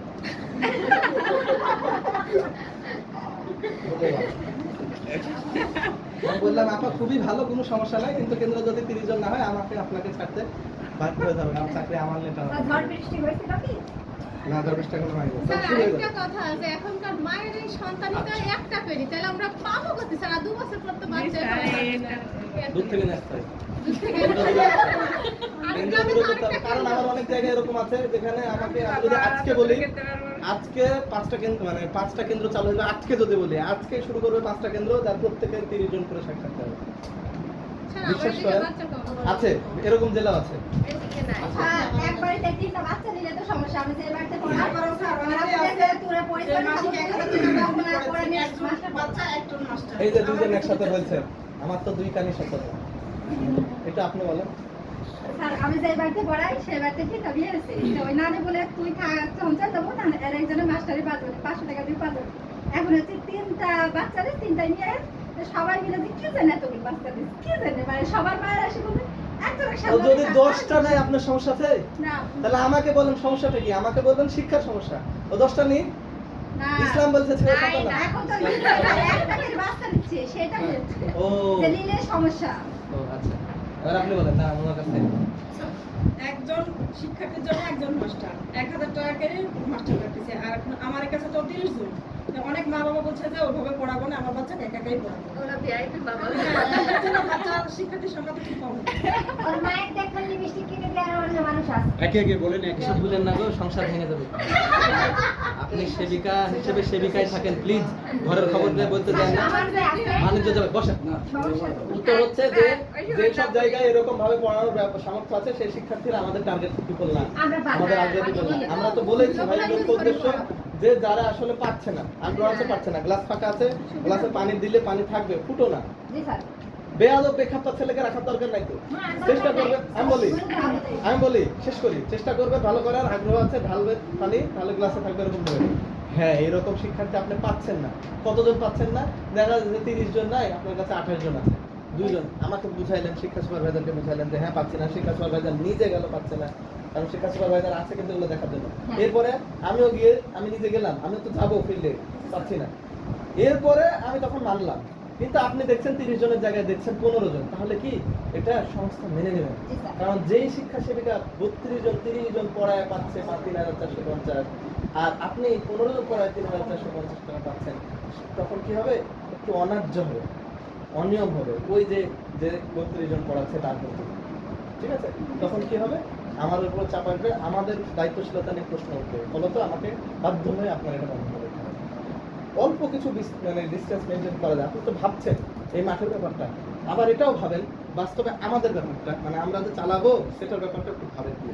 দুই দিক থেকে ভেবে যেটা চিন্তা হয় আপনারা ডিসিশন নেন। আপনারা বিবেক বুদ্ধি সম্পন্ন এবং প্রত্যেকেই প্রাপ্তবয়স্ক মানুষ। আর কিছু বলার আছে? আপনাদের প্রত্যেকের নিয়োগ নবায়ন সকল কাগজ সুন্দরভাবে স্বচ্ছ রাখবেন। আপনাদের হাজিরা খাতা স্পষ্ট রাখবেন। হাজিরা খাতার রং কি? আমার হাজিরা খাতার রং সাদা, বেগুনি। আপনাদের কাবিননামার যেরকম বেগুনি রং, হাজিরা খাতার রং কিন্তু এরকম। হাজিরা খাতা, আমি বলি হাজিরা খাতা অনুযায়ী মাসিক রিপোর্ট হবে, মাসিক রিপোর্ট অনুযায়ী সেবিকার সুপারভাইজার মাসিক রিপোর্ট হবে, সুপারভাইজার মাসিক রিপোর্ট অনুযায়ী আমারটা হবে। মনে রাখবেন, যদি কোনো কারণবশত মাসিক হাজিরা খাতায় ভুল হয় এবং ওখান থেকে যদি রিপোর্টে ভুল হয়, এই ভুলের চেইন উপর পর্যন্ত চলে যাবে, এবং এই উপর পর্যন্ত চলে গেলে আমরা সঠিক তথ্য দিতে পারবো না। দয়া করে হাজিরা খাতার সমস্যাটা সমাধান করেন। হাজিরা খাতার সবকিছু আপনাদের মাসিক রিপোর্টের ফাইলে আছে। 2টা জিনিস নাই মাত্র, মাসিক রিপোর্টে চেয়েছে অভিভাবক সভার সময়, হাজিরা খাতায় নাই। এই সময়টা হাজিরা খাতায় অভিভাবক সভার তারিখের ডান পাশে একটু কাইন্ডলি লিখে দেবেন। আরেকটা জিনিস মাসিক রিপোর্টে আছে, হাজিরা খাতায় নাই, সেটা হচ্ছে পাঠদান অগ্রগতির প্রতিবেদন। পেয়েছেন আপনারা? এই যে আপা, পাঠদান অগ্রগতির প্রতিবেদন মাসিক রিপোর্টে আছে, দেখেছেন? মাসিক রিপোর্ট নিয়ে আসছেন আজকে কেউ? সাদা অথবা পূরণ করা বের করেন না প্লিজ। পাঠদান অগ্রগতির প্রতিবেদন কিভাবে পূরণ করতে হয় জানেন? এতদিন কিভাবে পূরণ করে আসছেন? স্যার আমরা যেগুলো পড়াই প্রতি মাসে তার পৃষ্ঠা নাম্বারটা লিখে দেন। পৃষ্ঠা নাম্বারটা লিখে দিয়ে দিন। আমি কি আর মুখস্থ করে আছি বই যে পৃষ্ঠা নাম্বার দেখে আমি বুঝতে পারবো? বলেন না, এটা প্লিজ। আমরা তো প্রতি এরপর থেকে 27 এরপর থেকে দয়া করে খাতাতে যে এটা একটা খাতা- পাঠ্যিকা আকারে করবেন। একটা খাতা নেবেন, আজকে যে খাতাটা হ্যাঁ, এই খাতাতে হ্যাঁ, 18 বা 19টা ছক করবেন হ্যাঁ, বাই ডেট বা প্রাথমিক পাঠ্যিকা বলে বাই ডেট, মানে প্রত্যেক দিনেরটা দিনে আপনি আজকে ধরেন এই যে স্যার 28 তারিখ, জি জি 28 তারিখ বাংলায় কি পড়িয়েছেন, ইংরেজিতে কি পড়িয়েছেন, গণিতে কি পড়িয়েছেন, সমাজে এখানে যদি 3টা সাবজেক্ট হয় 3টা, এখানে যদি 5টা হয় 5টা, মানে যে শ্রেণীতে যেটা আছে সেভাবে আপনি ছক করবেন করে ওইটা লিখবেন প্রতিদিন একটা প্রতিদিন। একটা ঘর থাকবে সুপারভাইজারের স্বাক্ষরের ঘর। সুপারভাইজার 3 দিন বা 4 দিন পরে গিয়ে স্বাক্ষর করবে, ঠিক আছে? কি লিখবেন? পৃষ্ঠা নাম্বার লিখবেন শুধু? না স্যার, বিষয়টা লিখতে হবে ছোট করে। আজকে পড়েছেন যে বিষয়টা ওটা লিখবেন, লিখে পৃষ্ঠা নাম্বার। এদের স্যার আমি এভাবে বলে দিচ্ছি যেটা যেটা করতে হবে। এই যে পৃষ্ঠা, না এটা হবে না। এই যে এভাবে যেমন ধরেন ওটা না, এটা হয়নি। আপনার একটা ঘর করা ঠিক আছে, ঘর একটু বড় করেন, ক্যান্সার ভাবে করেন, মানে এভাবে করেন, ল্যান্ডস্কেপে করেন, পোর্ট্রেটে না করে ল্যান্ডস্কেপে করেন, সমস্যা নেই। হ্যাঁ, কিন্তু আপনার ঘর একটু বেশি হবে, যাতে করে যেমন বাংলাতে আপনি পড়িয়েছেন আমাদের গ্রাম, লিখতে হবে আমাদের গ্রাম, কারণ আমি বুঝতে পারবো তাহলে আমাদের গ্রাম আপনি পড়িয়েছেন। দেন ব্র্যাকেটে লিখবেন কত পৃষ্ঠা আছে, 12 পৃষ্ঠা আছে। ওকে ব্র্যাকেটে থাকবে কোথা থেকে পড়িয়েছেন, আর এখানে লিখবেন কি পড়িয়েছেন, কি আর কোথায় আছে। ঘরগুলো বড় করলে হয়। ব্র্যাকেটে লিখবেন কোত্থেকে, হ্যাঁ। আর আপনি কি পড়িয়েছেন সেটা লিখবেন এখানে ছোট করে। হ্যাঁ, এটা বাই ডেট থাকবে পাঠ্যিকা খাতায়, আর পাঠদান অগ্রগতির প্রতিবেদনে আপনার থাকবে পুরো মাসেরটা। পুরো মাসেরটাতে এক ঘরে লেখা যাবে না, একটা ঘর, তাহলে শেষের দিনেরটা দিবেন। ধরেন শেষের দিন পড়িয়েছেন যোগ, যোগটা লিখলেন, আর পুরো মাসের পৃষ্ঠা নাম্বারটা দিবেন 1 থেকে 14। ওকে এটার প্রমাণ আমি পাবো, এটার প্রমাণ আমি পাবো কোথায়? আপনার ওই পাঠ্যিকা খাতায়। আমি যখন পাঠ্যিকা খাতা নিয়ে আসতে বলবো, নিয়ে দেখবো আচ্ছা যোগ করেছেন সেদিন, ঠিক আছে, এক পৃষ্ঠাতে কি ছিল এই জিনিসটা পড়েছে পাঠ্যিকা খাতা নিয়ে যাবে। এখানে 3টা ফোঁটা দিলেন, মানে আগে আরো কিছু আছে।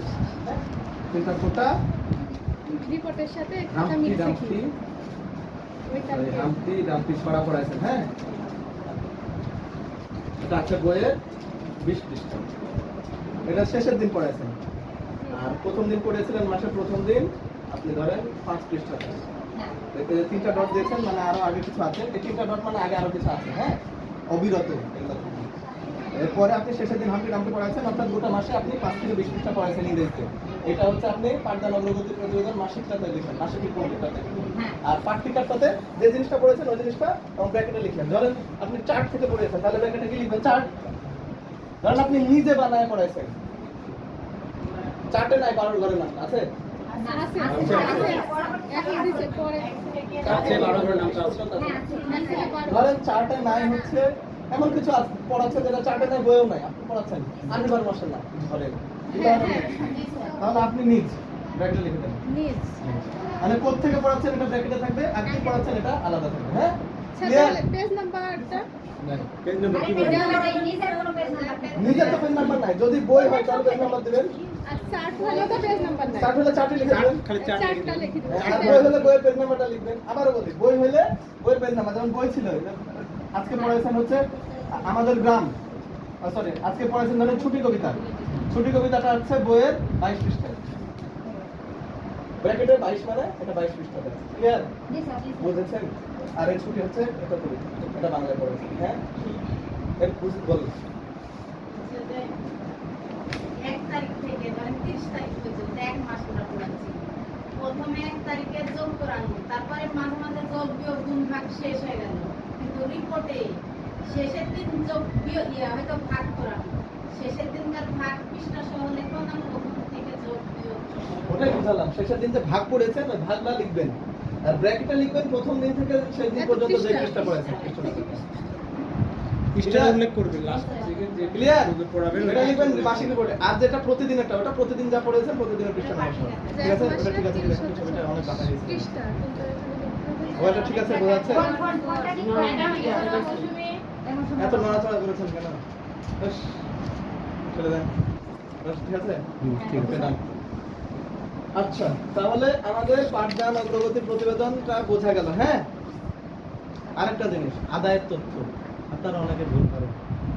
ভুল করা যাবে না। প্রত্যেক মাসের হাজিরা খাতাতে প্রত্যেক মাসের মাসিক রিপোর্টে 2 মাসের তথ্য থাকবে আদায়, চলতি মাসের আর গত মাসের, চলতি মাসের আর ধরেন একটা চলতি মাস কি মাস বর্তমানে এপ্রিল, গত মাস তাহলে কোন মাস? Good, clear. তাহলে আপনাদের এপ্রিল মাসের তাতে এপ্রিল চলতি মাসের আদায়ের ঘরে চলতি মাসের বেতন যদি কেউ দেয় 30 টাকা বা 50 টাকা সেটা লিখবেন, আর গত মাসের আদায়ের ঘরে গত মাসের বেতন যদি দেয় 50 টাকা বা 30 টাকা সেটা লিখবেন। প্রশ্ন, ধরেন আলিয়া এপ্রিল মাসে আসছে, মার্চের মাসের টাকা মার্চে দিয়ে দিয়েছে, তাহলে কি গত মাসের ঘরে লিখবেন না লিখবেন না? কে বলেছে এটা? লেখা লাগবে না এটা বলেছে কি? আমরা বললাম হয়তো ভুল সবাই কাজে নাকি বলেন আপনাদের এখানে আমি এর আগে আসছিলাম কেন্দ্রে? না স্যার কোনোদিন কেন্দ্র ভিজিটে যাইনি, আপনার এখানে আসলাম না আসি স্যার? একদিন ছাড়া এসেছিলেন স্যার, কিন্তু এই বিষয়ে কোনো কথা হয়নি স্যার। কি নিয়ে কথা বলছি তাহলে? কার কার কেন্দ্রে যেন গেলাম, শিখাই দিলাম না? যাই হোক শোনেন, আদায় গত মাসের আদায়ের তথ্য লিখতে হবে অবশ্যই। সে গত মাসের আদায়ের তথ্যটা হাজিরা খাতা নিয়ে আসছেন তো না? গুড, এই জিনিসটা ভুল করেন না প্লিজ, আবারও বলছি। হ্যাঁ, একটু পিয়নের সাথে কথা বলতে তো লেখেই নি কে ও পাপি গান্দা কই? সামনে আছে স্যার জুই মোসাম্মদ সাথী খাতুন কে? সাথী খাতুন কে তাই বলেন? আমি এ কি খবর আপনার আদায়ের তথ্য নাই কেন মার্চ মাসের? ও ওটা লিখা হয়নি কেন লেখা হয় না? আজকে এপ্রিল মাস, রিপোর্টে লিখে দিয়েছি এই তো ভুল করেছেন। আর আপনি রিপোর্ট নিয়ে কি করেন? রিপোর্ট নিয়ে প্রত্যেক দিন কেন্দ্রে যাবেন, রিপোর্ট নেওয়ার পর রিপোর্ট আপনার কাছে রেখে দিবেন নাকি? রিপোর্ট নিয়ে ওই যে ব্যাগে করে নেবেন, রিপোর্ট নিয়ে কেন্দ্রে কেন্দ্রে যাবেন, যে মিলায় দেখবেন, ঠিক আছে? আমি তো আসলে রিপোর্ট নিয়ে যাই, অবশ্য সেদিন আশিক স্যার ছিল এই জন্য হয়তো হয়নি। ওনাদের কেন্দ্রে গেছি, দেখেন বলেন রিপোর্ট নিয়ে যায়নি? রিপোর্ট নিয়ে গিয়ে হাজিরা খাতার সাথে মিলাই, ধরা পড়েও যায় ভুল।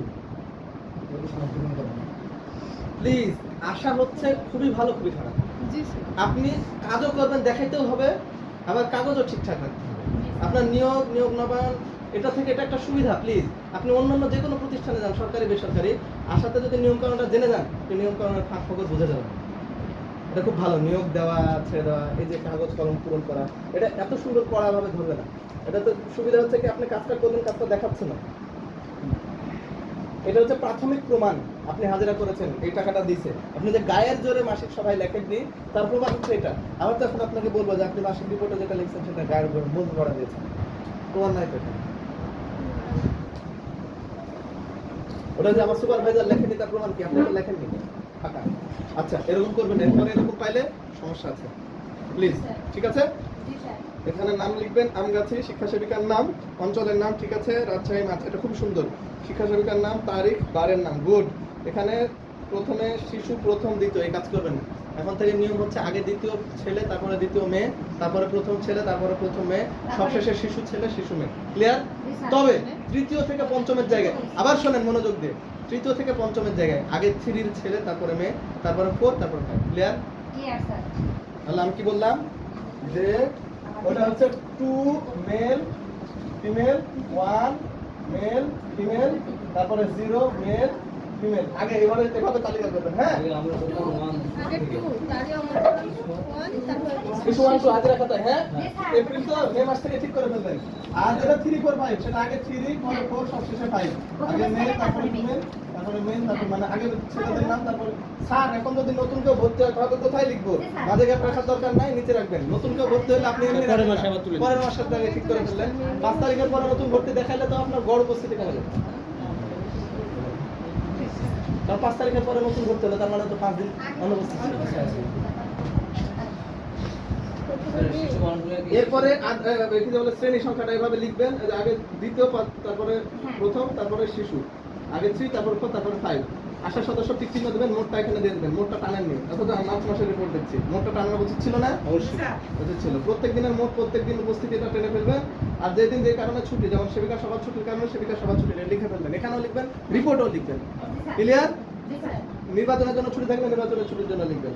আদায়ের তথ্য, চলতি মাসের আদায়ের তথ্য। ধরেন প্রথমে নাম লেখা আছে ফাতিমা, ফাতিমা যদি মার্চ মাসে বেতন দেয় এবারে থাকবে। আর এই যে গত মাসের তথ্য, বকেয়া সহ মোট আদায়, কথাটা অনেকের ক্ষেত্রে ঝামেলা হয়ে যায়, বুঝতে অসুবিধা হয়। বকেয়া সহ মোট আদায় মানে বাকি টাকা থাকলে তারপরে লিখতে হবে। কথাটা হচ্ছে যে গত মাসের আদায়ের, দেখেন লেখা আছে আদায় আর বকেয়া। গত মাসের পরে গত মাসের চলতি মাসের আদায় কি ছিল? আদায় আর বকেয়া। দ্যাট মিনস আমি পরের মাসে এসে কথা হচ্ছে বকেয়া সহ মোট আদায়। দ্যাট মিন্স যার বকেয়া ছিল সে বকেয়া দিয়েছে, সে হলো এখানে লিখতে হবে। যে আদায়ের টাকাটাই দিয়েছে সঠিক সময়ে, তারটাও এখানে লিখতে হবে। দ্যাট মিন্স ফাতিমা যদি কোনো কারণে বাকি নাও থাকে, তাও তার 30 টাকার সংখ্যাটা এখানে লিখতে হবে। সোজা হিসাব। মার্চ মাসের টাকাও যদি দিয়ে থাকে, যেই দিনই দিন, এখানে থাকবে। ক্লিয়ার? বুঝেছেন? বুঝেন নাকি? কত মাসে লিখতে হবে কিন্তু ওই মাসে না কিন্তু। আবারও বলি, আদায়ের তথ্য চলতি মাস আর গত মাস, এই দুইটা ঘর অবশ্যই পূরণ করতে হবে। দুজনে বুঝে নেন। চলতি মাসের রিপোর্ট আপনি এপ্রিল মাসের রিপোর্ট দিবেন কবে? হয়তো 30 তারিখের পর বা 30 তারিখের দিন দিবেন। 30 তারিখের দিন পর্যন্ত মার্চ মাসের বেতন যারা দিয়েছে, সে মার্চে দিক অথবা এপ্রিলে এসেই দিক, তাদের সবার এই ঘরে 30 বা 50 লিখে দিতে হবে। ক্লিয়ার? সবই দিলে ওটা সবই ক্লিয়ার হবে, দুপারে লিখতে হবে। আচ্ছা, আর এপ্রিলেরটাও যদি দেয়, তাহলে এপ্রিলেরটার জন্য চলতি মাসের আদায়ের ঘরে 30 বা 50 এই দুই ঘরে অবশ্যই লিখতে হবে। ক্লিয়ার? ক্লিয়ার? মার্চ মাসে এসে মানে সরি এপ্রিল মাসে এসে মার্চ মাসের বেতন এখনো দিল না, আপনি রিপোর্ট জমা দেবেন এপ্রিলের রিপোর্ট জমা দেবেন 30 তারিখে অথবা 5 তারিখের মধ্যে, 3 তারিখের মধ্যে জমা দেবেন, এখনো পর্যন্ত মার্চের বেতন দেয়নি, তাহলে অনাদায়ের ঘরে থাকবে। তাহলে কি বাকি অনাদায়ের ঘরে, মানে ওর তথ্য আর আসছে না, আদায় আর হলো না। 2 আর মাস চলে গেল। হ্যাঁ, অনাদায় লক্ষ্য রাখেন। চলতি মাসে কিন্তু অনাদায় লেখা নাই, চলতি মাসে কি লেখা আছে? বকেয়া। পরের মাসে আবার দেখাইতে পারবেন, কিন্তু 2 মাস আগে মানে গত মাসেরটা অনাদায়। গত মাসেরটা আমি এই মাসের শেষ পর্যন্ত যদি না পাই, তাহলে ওটা অনাদায়, ওটা পরের মাসে আমি দেখাইতে পারবো না। আমার প্রত্যেক মাসের হাজিরা খাতায় 2 মাসের আদায় করতে থাকবে, চলতি মাসের আর গত মাসের। ক্লিয়ার? এটা ভুল করেন না প্লিজ, আপনাকেও দিতে হবে। এখন একবার বলার চেষ্টা করছি, এই সংক্রান্ত আমার ভিডিও আছে, আমি তো বলেছি স্যার, এদেরকে তো অনেক বুঝাইছি স্যার এই বিষয়ে। এই ভিডিও আছে, একটু দেখবেন, এই কাজ করেন না। হ্যাঁ, এটা গেল। আচ্ছা, এই জায়গায় বিএম আরএম আমি গেলে সাইন স্বাক্ষর করি, কি কি দেখলাম, মানে খারাপ কি কি পাইলাম, কি কি করণীয়, এটা লিখে রাখি, খেয়াল রাখবেন। আচ্ছা, শিক্ষা সুপারভাইজার এখানে গেলে বর্ণ চেনার জন্য বলা হয়, এইভাবে লিখবেন না। শিক্ষা সুপারভাইজার 2টা ঘর পাচ্ছে, একটা হচ্ছে পর্যবেক্ষণ আর একটা হচ্ছে করণীয় পদক্ষেপ। দ্যাট মিন্স একটাতে লিখতে হবে সমস্যা আর একটাতে লিখতে হবে সমাধান। সমস্যা অনেক ধরনের পাবেন, কেন্দ্রের সমস্যা পাবেন, শৃঙ্খলার সমস্যা পাবেন, বাচ্চা কাচ্চা কথা শোনে না, বাচ্চা কাচ্চাদেরকে আপনি কন্ট্রোল রাখতে পারেন না, সঠিকভাবে বসে না, বারবার ওয়াশরুমে যায়, এটা হচ্ছে শৃঙ্খলাগত সমস্যা। বাচ্চা কাচ্চা পরিমাণ সংখ্যা ঠিক নাই, ইউ আকৃতিতে বসানো নাই, চট ঠিক নাই, এগুলো হচ্ছে প্রশাসনিক সমস্যা। আমাদের সবাইকে প্রশাসনিকভাবে মেনটেন করতে। আমরা একটা কথা বলতে ভুলে গেছি, আমি এজ এ শিক্ষা অফিসার ও এজ এ শিক্ষা সুপারভাইজার, আপনারা এজ এ শিক্ষা সেবিকা, প্রত্যেককে 2 নৌকায় পা দিয়ে চলতে হয়। আমরা প্রশাসনিক কাজ আর একাডেমিক কাজ যেভাবে করি, তাই না? লক্ষ্য রেখেছেন কিনা? আমরা প্রশাসনিক আর একটা হচ্ছে একাডেমিক, 2 ধরনের কাজ করতে হয়, তাই না? একাডেমিক কাজ পড়ানো, আর প্রশাসনিক কাজ ধরেন খাতা নথিপত্র দেখানো, তারপরে এইগুলো। তো প্রশাসনিক কাজ ছুটি নেওয়া, বেতন তোলা, এগুলোর জন্য ধরেন আপনাদের আছে বিএম আর উপরে। হ্যাঁ, আমি কিন্তু আপনাদেরকে বেতন দিব না, কিন্তু একাডেমিক কাজের জন্য, এই যে একাডেমিক কাজের জন্য আপনার বিএম এর চাইতেও বেশি সহযোগিতা করে ইএস, আর আমি করি ইও, এডুকেশন সুপারভাইজার, এডুকেশন অফিসার। আবার আছে এসইও, সিনিয়র এডুকেশন অফিসার। ঢাকায় আছে হচ্ছে EM, education manager. Education manager একজন, নাম হচ্ছে সামিউল হক, লেখেন নাম লেখেন, সামিউল হক। এডুকেশন ম্যানেজারের নাম কি? এডুকেশন ম্যানেজারের নাম কি? সামিউল হক। সব হক পরিবারের সদস্য। সব বর্তমানে আসার প্রেসিডেন্টের নাম কি? আরিফুল হক চৌধুরী। আরিফুল হক চৌধুরী, সব হক। হ্যাঁ, আমাদের তাহলে আরিফুল হক চৌধুরী আমাদের এডুকেশন অফিসার। আপনার এডুকেশন অফিসারের নাম কি? মোহাম্মদ ফেরদাউস, হক পরিবারের বাইরে। তবে সিনিয়র এডুকেশন অফিসার আজাদুল হক, সব হক। আশিকুল স্যার কেন্দ্রের সিনিয়র এডুকেশন অফিসার। কেন্দ্রের সিনিয়র এডুকেশন অফিসার 2 জন, জসিম আহমেদ, আশিকুল আহমেদ। জসিম আহমেদ, আশিকুল আহমেদ। আচ্ছা, তাহলে আমাদের প্রশাসনিক ভাবে কাজ করতে হয় বিএম ছুটি নেওয়া কার কাছে? আরএমডিএম। আর একাডেমিক কাজ সুপারভাইজার আমরা। হ্যাঁ, প্রশাসনিক কাজের জন্য তারা খুব বেতনের জন্য কড়াকড়ি করবে, কিন্তু বাদ দেওয়ার ক্ষেত্রে আবার ওনারাও পারে, তার থেকে বেশি আবার আমরা। কিন্তু একাডেমিক কাজে উনি যদি কোনো গাফিলতি পায়, আমি যদি কোনো গাফিলতি পাই, ইনস্ট্যান্ট না, তবে ওনাদের সহযোগিতা লাগবে, কারণ ওনারা সেটাতে স্বাক্ষরকারী হবে। আপনাদের নিয়োগপত্রে আরএম স্বাক্ষরকারী, তাই না? আমার স্বাক্ষর নেই। আমি যদি বাদ দিতে চাই, আরএম বাদ দিয়ে দেবো, আরএম সেটাতে লিখে দেবে, বাদ। আমাদের যে হ্যাঁ, আপনাদেরকে আমি বাদ দিতে পারবো, কিন্তু ডিএম স্যারকে জানাইতে হবে। এবং কিন্তু ওখানে স্বাক্ষরকারী ডিএম স্যারই লেখা আছে, ডিএম স্যারই স্বাক্ষরকারী। তার মানে আমাদের 2 নৌকায় পা দিয়ে চলতে হয়, ফলে একটু ঝামেলা, এটা মেনে নিয়ে করতে হবে। লক্ষ্য রাখবেন, আমরা এতক্ষণ বলছিলাম মাসিক রিপোর্ট নিয়ে। মাসিক রিপোর্টটা দেখবে আরএমডিএম এবং আপনাদের ওখানে যে স্বাক্ষরকারী, ওই স্বাক্ষরের পর্যবেক্ষণ করার ক্ষেত্রে সমস্যাগুলো কি কি লিখবে। হ্যাঁ, এই সবগুলো সমস্যা, প্রশাসনিক হোক বা একাডেমিক হোক। প্রশাসনিক সমস্যা বললাম, ঠিক আছে, ছুটি ঠিকঠাক দেয়নি, সঠিকভাবে শুরু হয়নি, বাচ্চার সংখ্যা কম, হ্যাঁ ইউআরপিতে বসায়নি, চট ছেঁড়া, বোর্ড ভাঙা, এগুলো হচ্ছে প্রশাসনিক সমস্যা। একাডেমিক সমস্যা কি? ম্যাডাম সঠিকভাবে উচ্চারণ করে পড়াতে পারে না, ম্যাডামই যোগে ভুল করে। ম্যাডামই দেখা যাচ্ছে যে ইংরেজিতে উচ্চারণ করছে ওয়েডনেসডে উইডনেসডে। ধরেন উদাহরণ দিচ্ছি, অনেক জায়গায় আমার সামনে ভুলভাল উচ্চারণ করে, জি স্যার। বুঝতে পেরেছেন? যাই হোক, বাদ দিয়ে ধরো। তো এখন ঘটনা হচ্ছে যে আমাদের একাডেমিক অনেক ভুল ধরার আছে। আপনি একটা ঘরে লিখবেন কি কি ভুল, আরেকটা ঘরে লিখবেন ওই ভুলটা শুধরাতে কি করণীয়, বুঝেছেন? পর্যবেক্ষণের ঘরে এগুলো লিখবেন, প্রশাসনিক সমস্যা, একাডেমিক সমস্যা, বাচ্চা কাচ্চার সমস্যা, অনেক সমস্যা, হাজারো সমস্যা, তার মধ্যে দুই একটা ধরবেন প্রত্যেকদিন, কারণ আপনাকে প্রত্যেকদিন সমস্যায় ধরতে হবে, এই জন্য আপনাকে রাখা। যখন আপনি প্রত্যেকদিন ভালো লিখবেন, তার মানে আপনার চোখে আপনার খারাপ ধরা পড়ছে না, আপনার থেকে যোগ্য আরো তথ্য লাগবে। বুঝতে পেরেছেন? ক্লিয়ার? একটাতে থাকবে সমস্যা, আর পরের ঘরে থাকবে সমস্যাটা কিভাবে সমাধান করা যায়। আজকে বাচ্চা কম, কারণ গরম অনেক। সমাধান কি? গরমের সময় বাইরে পড়াতে, অথবা কালকে থেকে যাতে বাচ্চারা আসে অভিভাবকদের বাসায় যাও, অথবা গরমের সময় যাতে বাচ্চারা পড়ে পাখা নিয়ে আসতে বলে, ছাতা ব্যবহার করা ইত্যাদি। আম গাছ তলায় পড়ান না কয়েকদিন, সমস্যা কি? বাতাস টাতাস আছে, ভালোই লাগে। না করে গেলাম শেষ। আর কথা বলতে ভালো লাগছে না, কিছু প্রশ্ন আছে? আর কি জানার আছে বলেন তো আপনাদের? ছুটি টুটি না নিয়ে ঝামেলা আছে কারো? না।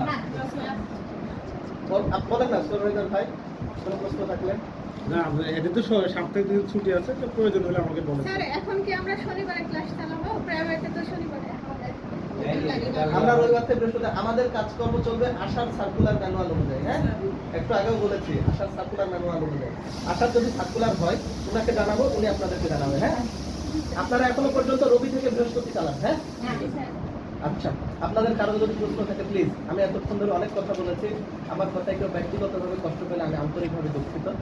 আর হচ্ছে আমি পুরোটা সময় চেষ্টা করেছি শিক্ষা সম্পর্কে, আশা সম্পর্কে, আশা শিক্ষা কর্মসূচি সম্পর্কে আপনাদেরকে কিছু তথ্য দেওয়ার, এবং আপনাদের পড়ানো কৌশলকে শিক্ষার্থীদের ব্যবস্থাপনার ক্ষেত্রে কিছু উন্নয়ন যাতে হয় সেজন্য কিছু কৌশল বলার চেষ্টা করেছি। আশা করি হয়তো অনেক কিছু বলতে পারিনি। লক্ষ্য রাখবেন, একটা শিক্ষক কখনো সকলের কাছে ভালো হতে পারে না, আবার কোনো খারাপ শিক্ষকই সবার কাছে খারাপ না, কারো না কারো কাছে ভালো হতে পারে। আপনি আপনার দিক থেকে সর্বোচ্চটুকু দেওয়ার চেষ্টা করবেন, তারপরে শিক্ষার্থীদের হয়তো কেউ কম পেল, কেউ অভিযোগ করলো, সেটা ওদের ব্যাপার, কিন্তু আপনি সবার কাছ থেকে প্রশংসাই পাবেন এটা কামনা করবেন না। একটা মানুষ সবার কাছে ভালো হতে পারে না, কিন্তু আপনি আপনার জায়গা থেকে ভালো দিবেন, না দিবেন না? আপা ওই যে পিছনে হয়ে গেছে, উনি তো মনে হয় ভালো দিবেন একজনের পিছনে। আপা আর আপা কি আপনার ভালো দেওয়ার ইচ্ছা নাই নাকি? আচ্ছা, ইনশাআল্লাহ। সবাই এখন আপনাদের কাছ থেকে কোনো প্রশ্ন থাকলে প্লিজ প্রশ্ন করেন আমাকে, আপনাদের প্রশ্নগুলোর উত্তর দিয়ে আমি শেষ করব। যে কোনো বিষয়। আর কোনো প্রশ্ন নাই? বলেন প্রশ্ন থাকলে। অসুস্থ হলে বা কোনো কারণে ছুটি নিতে হলে 2 দিনের বেশি ছুটি নিলে আপনাদের পরিবর্তে একজনকে প্রক্সি টিচার হিসেবে রাখতে হবে, সুপারভাইজারও সেম। আচ্ছা, আর কোনো বিষয় জানার প্রয়োজন হলে যে বইটা দিলাম এটা যার নাই, নিতে চাইলে আমাকে একটু দিয়ে বলেন না কোনো কিছু। এবার আপনি প্রশ্ন করেন, অনেকক্ষণ কথা বলতে যাচ্ছিলেন, প্রশ্ন করেন, প্রতিবার প্রশ্ন করেন, উত্তর পাবেন। এমনি আগে থেকে মেলা লড়েছি স্যার, মানে আমি শুরু করলে আপনি পারবেন না। শুরু করো। আমার এনার্জি আছে ইনশাআল্লাহ। আমি পারি। একদম আপনার কনফিডেন্স দেখে আমি ভয় পেয়ে যাচ্ছি। তাহলে আপনাদের সবার কাছ থেকে আমি সবার আমিনুল ভাই জানে, আমিনুল ভাই আর আমি নিবন্ধনের পরীক্ষা দিন হ্যাভি লড়েছি। সবাই সকলকে আমার তরফ থেকে আমি বলছি, প্রশ্ন করবেন? হ্যাঁ হ্যাঁ আমাদের হঠাৎ করে স্কুল মানে কেন্দ্র বন্ধ রাখলো, আমরা না জানি অনেকটা, কিন্তু ওই দিন চলে এসেছে। 2-3 জন আসে, 5 জন আসে, তাও পড়ায়, ওগুলো হাজিরা ফেলে দিয়েছে। এখন ওর কারণটা কি করে হবে? ওই হাজিরা তো আর দেখানো যাবে না, হাজিরাটা কেটে দিতে হবে, কারণ আমাদের ওই কেন্দ্র ভুল করে হাজিরা দেখাইছে। আমাদের কেন্দ্র বন্ধ ছিল, সার্কুলার বলেছে বন্ধই থাকবে। হ্যাঁ, বন্ধ চালু দেখানো যাবে না, যারা দিয়ে ফেলেছেন ভুল করে ওটা কেটে দেবেন। 22 থেকে 25 কোনো হাজিরা হবে না, তবে 21 কিন্তু হাজিরা হবে। আচ্ছা স্যার, আমার একটা প্রশ্ন, সবাই এদেরই প্রশ্ন আমি সেটা বলি। বলছে যে আমাদের 21 তারিখ থেকে 25 তারিখ পর্যন্ত ছুটি ছিল। কে বললো? 22 থেকে, ওখানে লেখা ছিল না কত তারিখ থেকে, কিন্তু 25 তারিখ পর্যন্ত এটা লেখা ছিল। 25 তারিখ পর্যন্ত সার্কুলারটা নিয়ে আসেন। 25 তারিখ পর্যন্ত কিন্তু সার্কুলারটা দিয়েছে 21 তারিখ 6টার দিকে, 5টা 54 কি 6 না স্যার 5টা 51 দিয়েছে সার্কুলারটা। দ্যাট মিন্স ওর মধ্যে সকল কেন্দ্র চলে গেছে। 21 তারিখ সবাই হাজিরা দেখাবেন, সোজা হিসাব। আমরা তো আপনি দেখাইছেন 21 তারিখ? 22, 23, 24 দিছি। আচ্ছা ঠিক আছে, ওটা আপনি ঠিক করে কাইটা দিন। দিয়ে রিপোর্টেও এটা দিব না। না না 21 তারিখ পর্যন্ত হাজিরা করে দেবেন, 21 তারিখ থেকে রিপোর্টে ওই জায়গায় লিখবেন সার্কুলার NPA 2077/24 অনুযায়ী শিক্ষা কেন্দ্র বন্ধ। বন্ধ। সার্কুলার আপনি একটু লিখে দেন একবার। হ্যাঁ, তো আমি যেটা বলছিলাম স্যার যে 21 তারিখ থেকে মানে 22 তারিখ থেকে 25 তারিখ পর্যন্ত ছুটি আছে। তো এই ছুটির মধ্যে আমাকে অনেক শিক্ষা সেবিকা বলে যে ছুটি দিলে ছাত্রছাত্রী খুবই কমে যায়। তো এটা ওদেরকে বলে তো আমরা ঠিক আছে তাহলে আপনারা পড়াবেন কিন্তু হাজিরা দেবেন না।